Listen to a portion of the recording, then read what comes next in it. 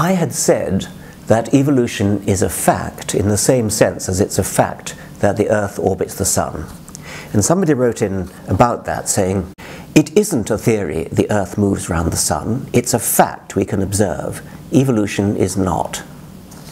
Now I see why he says that, because you sort of think, well, the Earth's moving around the Sun all the time and therefore you can observe it, whereas you can't actually observe evolution because it happened a long time ago, or mostly it did. But really you can't observe that the Earth moves around the Sun. What you observe is the changing seasons, and you infer that the Earth moves around the Sun because you have an interpretation, you have a theory to account for why you get changing seasons. In the same way, you observe that night follows day and day follows night. You don't actually observe that the Earth is spinning. You have a theory that the Earth is spinning, and it accounts for the facts. And it's just the same way with evolution.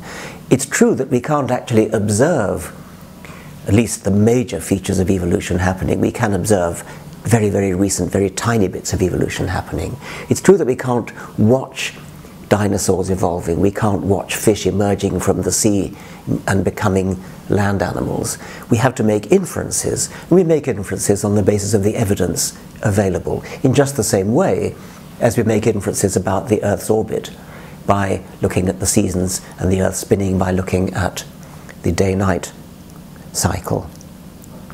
I have likened this to a detective coming on the scene of a crime after the crime's been committed. You can't actually watch the crime being committed, but you can see footprints, you can see fingerprints, you can see all sorts of clues that remain in the room where the murder was committed, and you can put forward a hypothesis as to how the murder happened, and then check the hypothesis against the facts.